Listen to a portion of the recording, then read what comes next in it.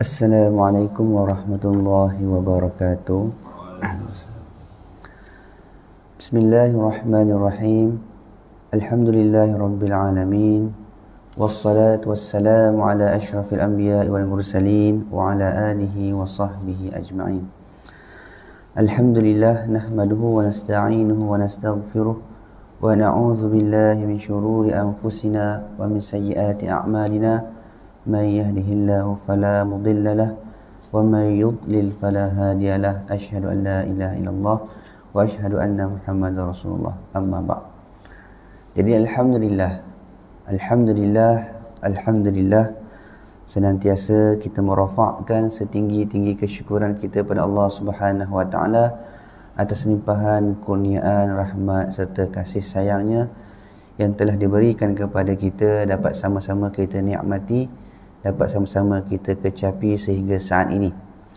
Mudah-mudahan dengan lafaz syukur kita Alhamdulillah, kita termasuk di kalangan golongan hamba-hambanya yang bersyukur, seperti mana firman Allah Subhanahu Wa Taala, wa qalilun min ibadiyasy syakur.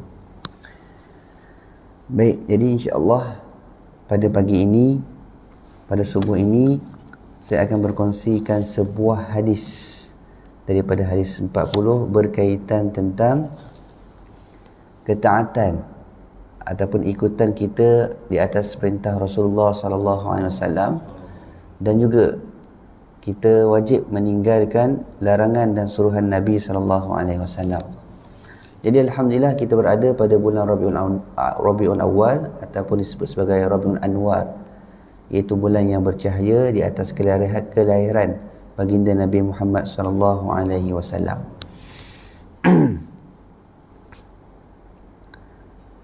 An Abi Hurairah Abdurrahman ibn Sahr radhiyallahu anhu qala sami'tu Rasulullah sallallahu alaihi wasallam yaqulu ma nahaitukum anhu fajtanibuh wa ma amartukum bihi fa'tu minhu mastata'tum fa innama ahlakal ladzina min qablikum kasratu masailihim wa ikhtilafihim ala anbiya'ihim.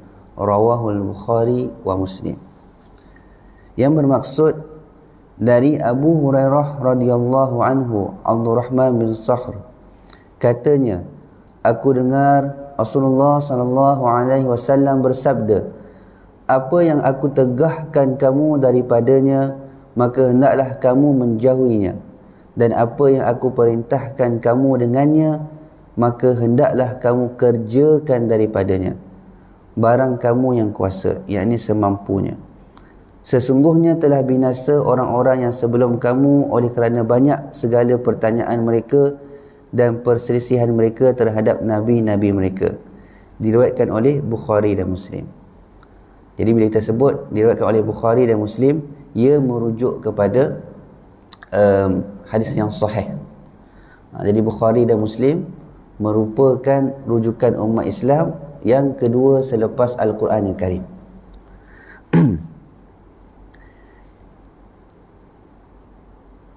Sedikit pengenalan berkaitan tentang Abu Hurairah. Jadi Abu Hurairah ni, ia merupakan gelaran, bukan nama sebenar.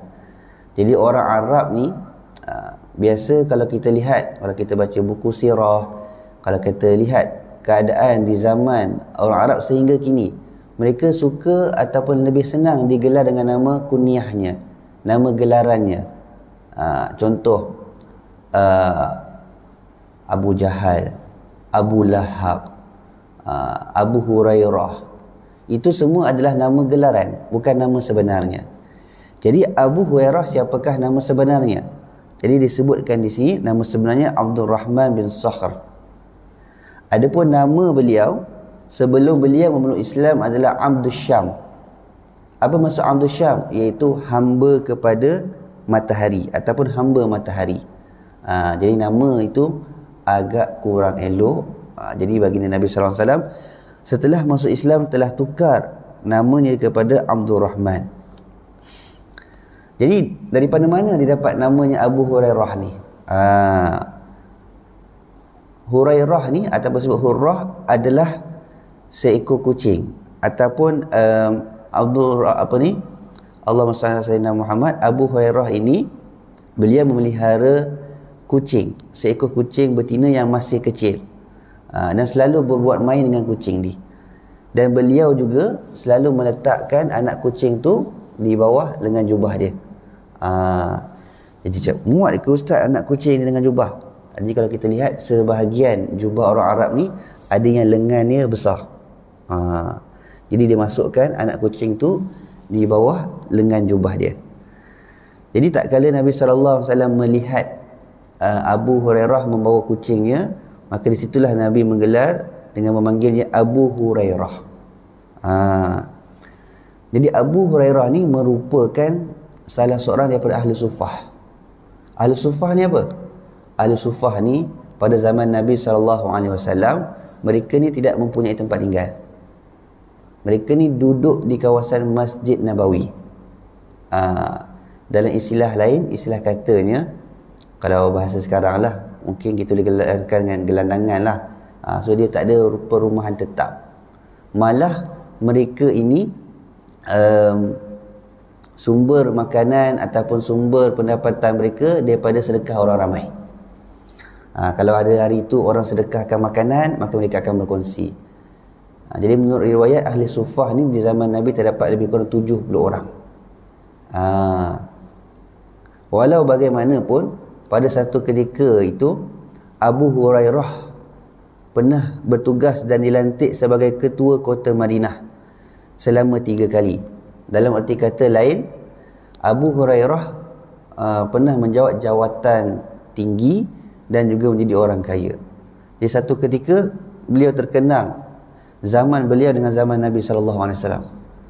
Wahai Abu Hurairah, dia kata pada dirinya, dulu kau ni miskin, dulu kau ni pernah orang anggap sebagai orang gila sebab sangat-sangat kelaparan. Orang ingat dia kena sawan, gila. Sebab orang kata apa, menanggung penderitaan kelaparan yang sangat-sangat. Sampai satu ketika bila umat Islam makin maju, makin tersebar, sehingga Abu Hurairah dilantik jadi ketua. Pada ketika itu dia dah mewah, dah kaya, dan dia mengimbau kembali zamannya dengan Nabi SAW. Jadi antara kelebihan atau hikmah dia ketika itu, walaupun dia tak kaya, tak ada harta, tapi manfaat yang dia dapat besar. Sebab apa? Sebab beliau dapat bersama dengan Nabi SAW. Jadi Abu Hurairah ni antara kelebihannya, kedudukan dia, kalau kita lihat, beliau merupakan perawi ataupun sahabat Nabi yang banyak meriwayatkan hadis-hadis Nabi SAW. Jadi disebutkan bahawasanya hadis-hadis yang telah diriwayatkan oleh beliau sebanyak 5,394 hadis. Jadi ini bukan satu jumlah yang sikit, 5,394 hadis. Kita nak dengar dan nak sampaikan perkataan yang kita dengar ni bukan mudah. Jadi memerlukan ingatan yang kuat. Sejumlah 300 hadis dipersetujui bersama oleh Imam Bukhari dan Muslim, manakala sebanyak 418 hadis pula diriwayatkan oleh Imam Bukhari. Imam Syafi'i berkata bahawa Abu Hurairah adalah seorang sahabat yang paling banyak menghafaz hadis. Jadi ini antara kelebihan dan hikmah Abu Hurairah ketika di zaman Nabi SAW. Jadi ketika itu beliau hanya menumpukan, beliau tak ada pekerjaan, jadi beliau hanya menumpukan sepenuhnya dengan mendengar ucapan Nabi SAW. Walaupun hadis ini adalah hadis yang tidak panjang, tapi cukuplah untuk memberi satu kesimpulan yang amat bernilai kepada kita, bahawasanya baginda Nabi SAW diutuskan kepada umatnya untuk diikuti, dan apa-apa yang dibawa oleh Nabi SAW perlu kita berpegang teguh. Supaya apa? Supaya kita tidak tersesat. Dan juga apa yang diperkatakan oleh Nabi SAW merupakan bukan daripada dirinya sendiri. Wama yantiqu 'anil hawa in huwa illa wahyu yuha. Nabi SAW tidaklah berbicara, tidaklah berkata bukan mengikut hawa nafsunya, melainkan ia adalah wahyu daripada Allah Subhanahu wa taala. Dalam arti kata lain, sebagai umat Islam, sebagai umat baginda Nabi SAW, perlulah kita mematuhi suruhannya dan juga meninggalkan larangannya. Baik. Perkara pertama, iaitu menurut apa yang ditegah dan yang diperintahkan Rasulullah sallallahu alaihi wasallam. Jadi hadis ini secara jelas dan tegas menyatakan bahawa Rasulullah sallallahu alaihi wasallam bersabda, apa yang aku tegahkan kamu daripadanya, maka hendaklah kamu jauhi. Ini bererti bahawa segala larangan yang dilarang oleh Rasulullah sallallahu alaihi wasallam, iaitu segala yang haram, sama ada yang berbentuk makruh, sama ada yang makruh tidak termasuk larangan. Okey, segala perkara yang haram dari segala macam maksiat, kejahatan, sama ada yang berhubungan dengan diri kita, masyarakat, ataupun yakni kezaliman kepada orang lain dan lain-lainnya, hendaklah kita jauhi. Jangan dilakukan, jangan dilaksanakan, jangan dikerjakan. Jadi perkara maksiat, tak kisahlah perkara larangan itu, maksiat tegahan itu, sama ada manusia dengan manusia, ataupun manusia dengan haiwan, ataupun manusia dengan pencipta kita iaitu Allah Subhanahu Wa Taala, segala larangan itu perlulah kita tegah, perlulah kita jauhi. Baik. Kerana apa? Kerana segala larangannya adalah larangan Allah Subhanahu Wa Taala. Apa yang Nabi larang, itulah juga apa yang Allah larang. Seperti mana yang saya sebutkan tadi, wa ma yantiqu anil hawa in huwa illa wahyu yuha. Nabi sekali pun tidak berkata ataupun menyuruh, melainkan itu adalah suruhan daripada Allah. Tidak melarang, melainkan itu adalah larangan daripada Allah Subhanahu Wa Taala. Larangan agama ialah larangan Allah dan Rasulnya. Jadi sebagai umat Islam, sebagai yang beragama Islam, sebagai kita mengaku beriman kepada Allah Subhanahu Wa Taala, maka wajib kepada kita mengikuti perintah Allah Subhanahu Wa Taala dan juga Nabi-Nya. Begitu juga meninggalkan larangan Allah dan juga larangan Nabi-Nya. Baik. Kemudian Rasulullah menyatakan selanjutnya bahawa apa yang aku perintahkan kamu dengannya, maka hendaklah kamu kerjakan barang yang kamu kuasai. Di sini bermaksud bahawa segala yang diperintahkan dalam apa jua bidang, dalam apa jua bidang, bukan hanya pada agama saja, pada perintah agama, tapi dalam apa jua bidang hidup beragama hendaklah dikerjakan menurut kadar yang dapat dilakukan sesuai dengan kekuatan yang ada, dan tidak harus sama sekali dibantah atau dilawan atau dicuaikannya dengan alasan yang bermacam-macam atau dengan hajat tidak upaya dengan lain-lainnya, tetapi mestilah dihormati dan dilaksanakannya secara bersungguh-sungguh menurut setakat yang terdaya. Berdasarkan firman Allah Subhanahu Wa Taala, fattaqullaha mastata'tum, yakni maka takutlah kepada Allah dan barang kuasa kamu. Dan juga firman Allah Subhanahu Wa Taala, la yukallifullahu nafsan illa wus'aha, Allah tidak memberi satu ujian melainkan sekadar usahanya.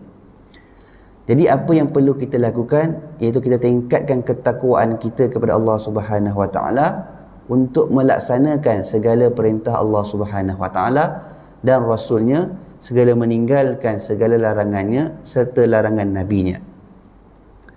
Jadi ulama fiqh menghuraikan berkaitan tentang hadis ini, Nabi yang bermaksud, apabila aku perintahkan kamu dengan sesuatu, maka hendaklah kamu kerjakan sekadar yang kuasa kamu. Jelaskan hadis ini menjadi dalil bahawasanya barang siapa yang lemah, yakni tidak berkuasa mengerjakan sesuatu yang diperintahkan itu semuanya dan kuasa mengerjakan setengahnya, maka hendaklah ia kerjakan sekadar yang dapat dilakukan sahaja. Jadi agama Islam ni bukanlah agama yang membebankan hambanya. Bila perintah Allah Subhanahu Wa Taala, contoh, dia beri seruan untuk kita bersolat, kita lakukanlah semampu boleh. Jika syarat solat itu kita mampu untuk berdiri. Tapi andai kata, macam mana kalau kita tak solat disebabkan kita sakit, tak boleh berdiri, kerjakanlah dengan semampunya. Kalau tak mampu untuk berdiri, boleh untuk berduduk. Tak mampu untuk berduduk, boleh untuk berbaring. Jadi perintah itu tetap perintah.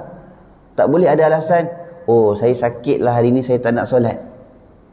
Sebab itu adalah perintah kewajipan. Kalau perintah berkaitan tentang sunat, ya amalan sunat, kalau kita tinggalkan tak jadi masalah, tak dapat dosa. Tapi kalau kita kerjakan dapat pahala.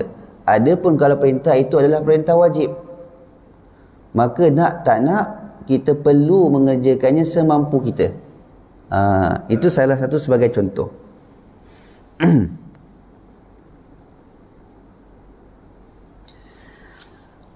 Jadi apa yang ada pada diri Nabi dan juga apa yang dibawa oleh Nabi adalah menjadi ikutan tauladan kepada umatnya. Seperti mana firman Allah Subhanahu wa taala, laqad kana lakum fi rasulillahi uswatun hasanah liman kana yarjullaha wal yawmal akhir. Iaitu Allah Subhanahu wa taala telah letakkan pada diri Nabi itu uswah hasanah, ikutan tauladan yang baik bagi mereka yang ingin mendapatkan redha Allah dan juga bagi mereka yang mendapatkan pengampunan Allah dan juga hari akhirat. Baik. Jadi di sini bila disebut ikutan, maka pada diri Nabi itu menjadi ikutan pada segala aspek. Jadi ada kalanya orang ingat, oh kita ikut Nabi ini pada hal ataupun perihal berkaitan tentang agama sahaja. Tapi tentang keduniaan tak perlu ikut Nabi. Ada yang berkata demikian. Contohnya dia kata apa? Bila tanya siapakah idola dalam perniagaan, mungkin dia kata Bill Gates, orang yang terkaya di dunia. Sebab pada anggapan mereka mengatakan bahawasanya Nabi ini orang yang miskin. Nabi tidak mempunyai harta. So seolah-olah tak layak untuk jadikan Nabi ini sebagai idola dalam bab perniagaan untuk mencari kekayaan. Jadi tanggapan ini adalah tanggapan yang silap.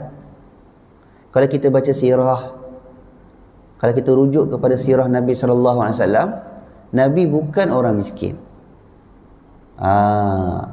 Nabi bukan di kalangan orang miskin. Nabi merupakan bangsawan, keturunan bangsawan Arab Quraisy, Arab yang berpengaruh, dan juga orang yang bangsawan, bila sebut bangsa orang yang kaya, keturunan Nabi yang keturunan yang kaya. Kalau kita baca sirah juga, ketika mana Nabi SAW berkahwin dengan Sayyidatina Khadijah radhiyallahu anha, Nabi memberikan mahar berapa banyak? 20 ekor unta. Pada zaman itu, unta merupakan harga yang bernilai. Macam kita sekarang ni lah, seolah-olah unta tu dianggap sebagai kereta. Kalau kita ada 20 biji kereta, kaya tak kaya? Kaya. Jadi pada mahar Nabi SAW berikan kepada Sayyidatina Khadijah 20 ekor unta. Okay, kalau kita darab sekarang ni dengan nilai sekarang lah, satu ekor unta RM5,000. RM5,000 darab dengan 20, RM100,000. Jadi mahar Nabi dengan anggaran sekarang ni bernilai RM100,000. Jadi Nabi merupakan orang yang kaya. Cumanya Nabi memilih untuk hidup zuhud. Malah kalau kita baca sirah juga, Allah Subhanahu wa taala pernah tawarkan kepada Nabi, andai kata kalau kamu nak Bukit Uhud ni, siapa yang pernah pergi ke Mekah, siapa yang pernah pergi ke Madinah, dia tahulah betapa besarnya Bukit Uhud tu. Jadi pernah ditawarkan, kalau kamu nak wahai Rasulullah, Bukit Uhud ni dijadikan emas untuk kamu.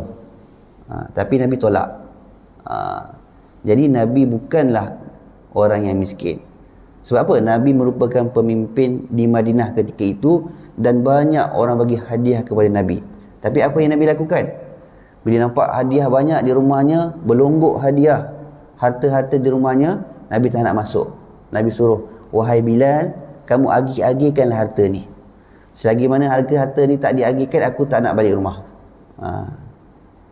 Jadi Nabi bukan orang yang miskin, tapi Nabi memilih cara hidup untuk berzuhud. Harta-hartanya diinfakkan, terus diinfakkan. Baik. Malah kalau kita baca sirah juga, Nabi SAW seorang peniaga yang berjaya.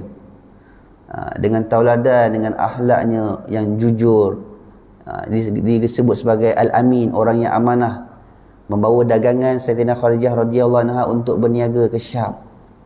Tapi apa yang dibawa? Keuntungan yang berlipat kali ganda, keuntungan yang besar kepada barangan ataupun keuntungan kepada Sayyidatina Khadijah radhiyallahu anha. Ini merujukkan Nabi juga menjadi idola umat Islam dari sudut perniagaan, dari sudut kerjaya dan sebagainya. Baik. Oleh itu, Nabi merupakan idola umat Islam kita dari segala aspek, bukan hanya pada bab keagamaan.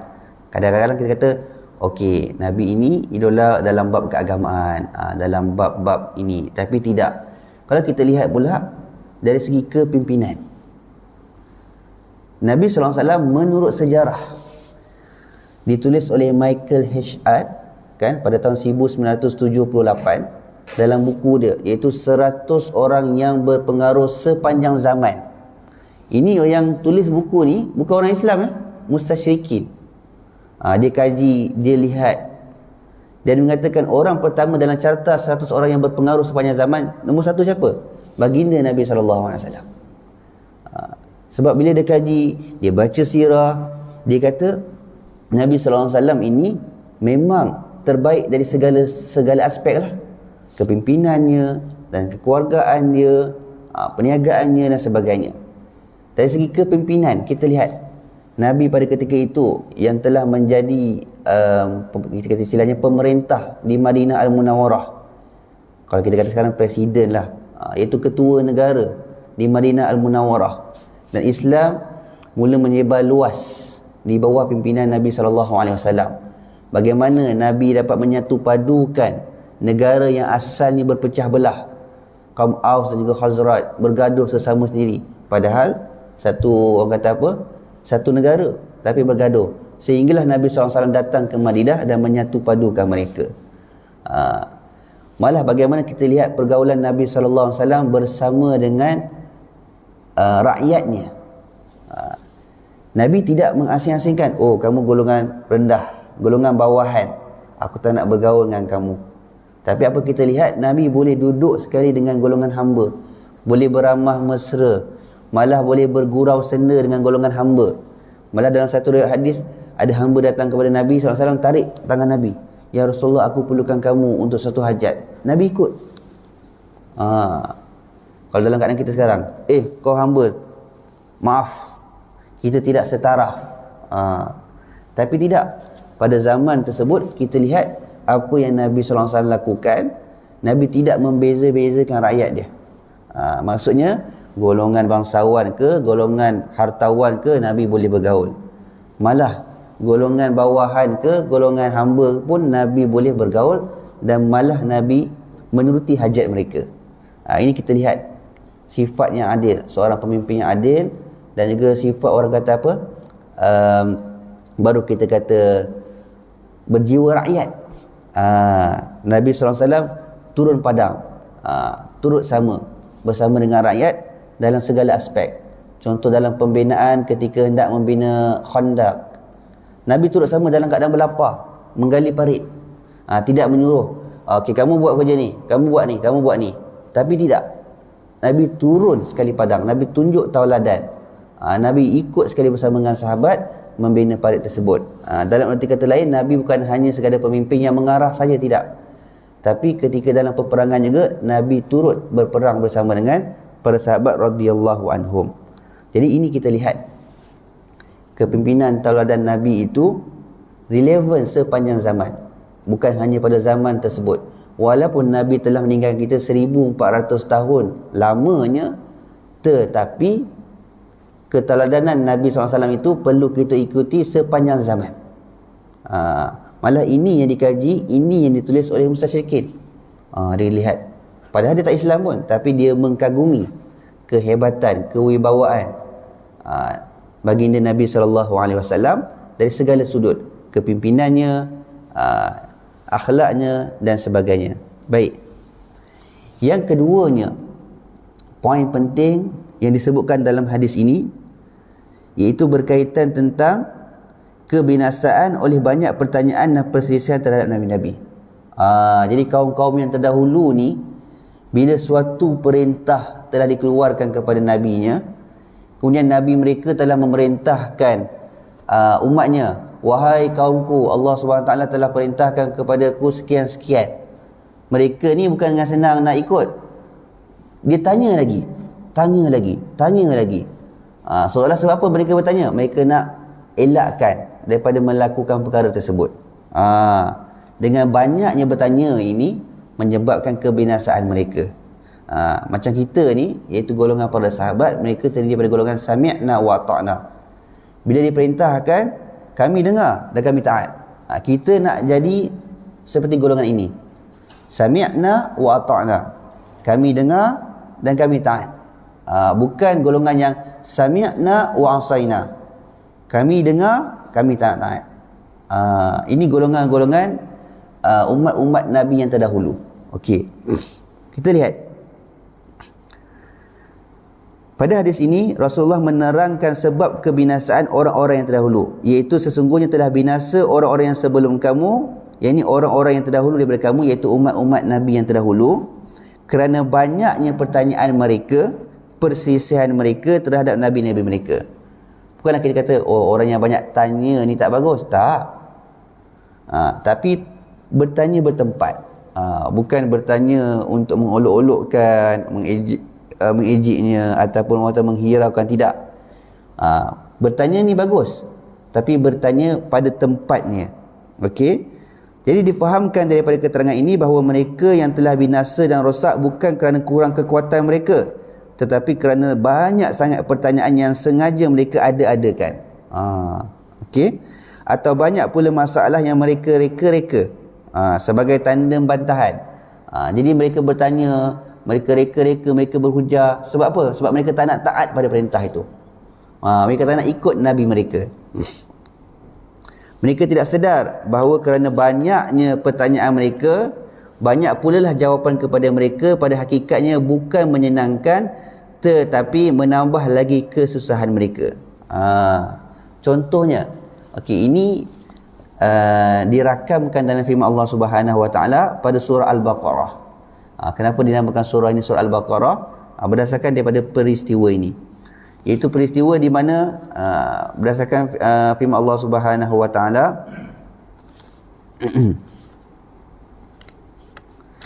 wa iz qala Musa liqaumihi innallaha ya'murukum an tazbahu baqarah qalu atattakhizuna huzwa qala a'udzu billahi an akuna minal jahilin. Dan tatkala ketika Nabi Musa berkata kepada kaumnya, Allah memerintahkan kamu agar menyembelih seekor sapi betina. Nabi Musa suruh apa? Wahai kaumku, carilah seekor sapi betina. Itu je. Perintahnya mudah. Carilah seekor sapi betina.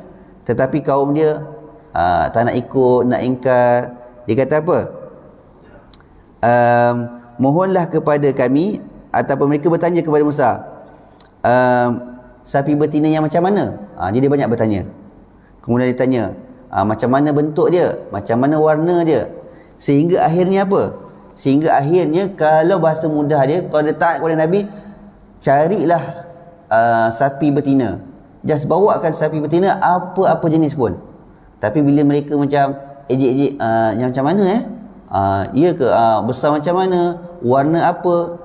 Dan akhirnya dikatakan dengan banyaknya bertanya ni, di akhirnya bahasanya susah untuk mereka menemui lembu tersebut, melainkan hanya ada satu saja lembu yang betul-betul ciri dia seperti mana yang diminta.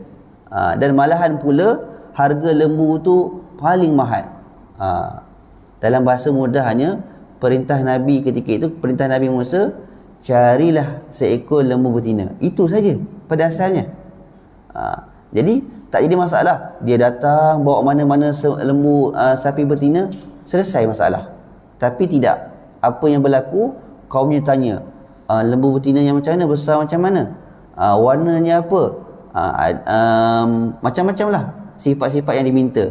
Dan akhirnya apa yang berlaku, mereka pun susah untuk menemukan lembu seperti yang disebutkan oleh Nabi Musa AS. Ada pun hanya satu dan harganya mahal. Nampak tak? Kadang-kadang dengan banyaknya bertanya itu menyebabkan menyusahkan, menyukarkan. Tapi tujuan tanya umat Nabi Musa kepada Nabi Musa tu apa? Mereka kalau boleh tak nak cari, ataupun mereka nak, orang kata apa, melengah-lengahkan, mengejek-ejek, mengolok-olokkan dan sebagainya. Jadi ini yang berlaku pada zaman umat-umat yang terdahulu. Mereka banyak bertanya kepada Nabi mereka perkara-perkara yang sia-sia, perkara-perkara yang tidak masuk akal dan sebagainya, yang merugikan mereka. Baik. Okey, seperti mana yang saya sebutkan, jenis-jenis pertanyaan ni banyak. Yang pertama ni diringkaskan, pertanyaan orang yang tidak tahu akan kewajipan agama seperti berwuduk, sembahyang, puasa dan lain-lain. Dalam arti kata memang dia tidak tahu dan memang dia nak tahu. Contohnya macam mana berkaitan tentang solat, kewajipan, so dia bertanya. So pertanyaan yang ini pertanyaan yang baik, pertanyaan yang dituntut. Bukan kita kata, ada orang salah faham, Nabi tak sukalah banyak tanya, so jangan tanya. Yang dikatakan, yang merujuk dalam hadis ini kasratus soal, iaitu persoalan, pertanyaan yang tidak berkaitan, persoalan yang menyukarkan, yang mana mereka melontarkan soalan itu sebab mereka tak nak mengikuti suruhan daripada Nabi mereka. Itu yang disebut. Adapun tuntutan untuk kita bertanya perkara tentang agama disebabkan kita tidak tahu, itu tuntutan yang baik, soalan yang baik. Maaf Ustaz, saya nak bertanya lah, kalau hukum seorang itu dia semayang tiba-tiba ada tai cicak kan, macam mana solat dia tu, sah ke tidak, berkaitan tentang hukum. Sebab dia memang tak tahu, memang dia nak tahu. So persoalan ini adalah untuk mendapatkan ilmu. So persoalan ini dituntut. Itu yang pertama. Yang keduanya, pertanyaan orang-orang yang hendak menambah pengertian dan fahamannya dalam suatu masalah agama, sama ada yang berkenaan dengan hukum ibadat maupun yang bertalian dengan muamalat seperti jual beli, sewa menyewa dan lain-lain. Dia dah tahu dah. Contoh dia tahu hukum jual beli ni, wajib contohnya kan. Hukum jual beli mesti ada yang lafaz akad lah, ijab dan qabul, terima. So dia nak tahu. Contohnya kalau hukum budak-budak yang tak tahu jual beli ni macam mana. Dia dah tahu dah hukum, tapi dia nak jelaskan perinci lagi.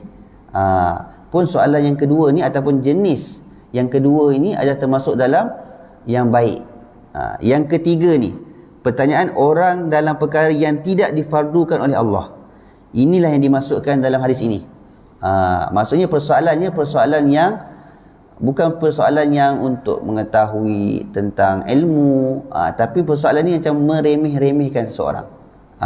Okey. Pertanyaan ini hanya mendatangkan kesukaran saja, dan Nabi pernah menyatakan bahawa sesuatu yang didiamkan itu adalah rahmat untuk kamu, maka janganlah bertanya lagi. Kadang orang bertanya Nabi diam, Nabi tak nak jawab. Supaya apa? Supaya bila jawapan yang keluar dari mulut Nabi itu tidak membebankan umatnya. Contoh orang ajak Nabi makan dok kan, Nabi diam. Nabi kata maaf saya tak makan. Mungkin benda tu boleh jadi haram kan. Okey, di sini contoh disebutkan sebagai satu contoh, bila turunnya ayat walillahi 'alan nasi hijjul baiti man istata'a ilaihi sabila, yang bermaksud bahawa sesiapa yang berkuasa pergi ke Baitullah, yakni menunaikan haji, wajiblah ia mengerjakan haji.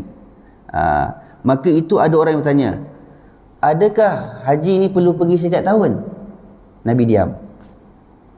Lepas tu bila nampak Nabi diam, dia tanya lagi, ya Rasulullah, adakah haji ini perlu pergi setiap tahun? Maka dia ulangkan pertanyaan ini, ada yang kata 2 kali, ada yang kata 3 kali. Kemudian Nabi bersabda, hampir sahaja aku menjawab iya. Kalau Nabi kata iya, itu akan membebankan umatnya. Maka setiap tahun umatnya wajib untuk pergi haji. Sedangkan jelas pada ayat tersebut, haji itu diwajibkan bagi mereka yang berkemampuan. Kemudian seorang tanya, setiap tahun ke kena pergi? Macam itulah seolah-olahnya kan. Setiap tahun ke kena pergi? Kan? Kemudian Nabi kata apa? Hampir sahaja aku menjawab ya. Kalau aku berkata ya, tentulah jadi wajib tiap-tiap tahun. Kalau demikian, kamu tidak sanggup mengerjakannya. Betul. Itu akan membebankan umatnya. Macam sekarang pun kita nak pergi haji sekali seumur hidup. Ini apatah lagi andai katalah diwajibkan haji itu setiap tahun. So Nabi dia tak nak jawab supaya apa? Tak nak membebankan umatnya. Jadi ada kalanya pertanyaan tu Nabi jawab dengan diam. Okey. Kemudian Nabi kata apa? Sesungguhnya orang-orang yang sebelum kamu telah binasa kerana banyaknya pertanyaan mereka dan banyak pula bantahan mereka terhadap Nabi mereka. Jadi kita sebagai umat, kita sami'na wa ata'na. Apa yang Nabi SAW bawa, apa yang Nabi SAW perintahkan dan larangannya, kita sami'na wa ata'na. Apa yang dilarang kita tinggalkan, apa yang disuruh kita ikut. Jadi mudah-mudahan kita tidak tergolong di kalangan golongan orang-orang seperti umat yang terdahulu. Apabila Nabi mereka memerintahkan satu perintah, mereka ingkar. Mereka sami'na, kami dengar, tapi wa asaina, kami tidak taat. Sedangkan kita umat Islam ni beruntung. Kejayaan kita bila kita taat perintah Nabi, ikut Nabi. Nabi kata apa? Ganjarannya besar, itu ganjaran syurga. Kullu ummati yadkhulunal jannah illa man aba. Qila wa may ya'ba ya Rasulullah? Qala man ata'ani dakhala jannah wa man asani faqad aba. Nabi sebut apa? Semua di kalangan umat aku ini akan masuk syurga. Kemudian Nabi sebut melainkan illa man aba, melainkan mereka yang enggan. So sahabat-sahabat pelik dah, siapa yang tak nak masuk syurga? Kalau kita sekarang kita tanya orang yang jahat sekalipun, nak masuk syurga tak? Mesti dia akan jawab nak. Siapa yang tak nak masuk syurga? Nikmat syurga. Kemudian mereka bertanya, siapa yang tak nak masuk syurga tu ya Rasulullah? Kemudian Nabi kata apa? Man ata'ani, siapa yang taat pada perintah aku, maka mereka inilah yang akan masuk syurga.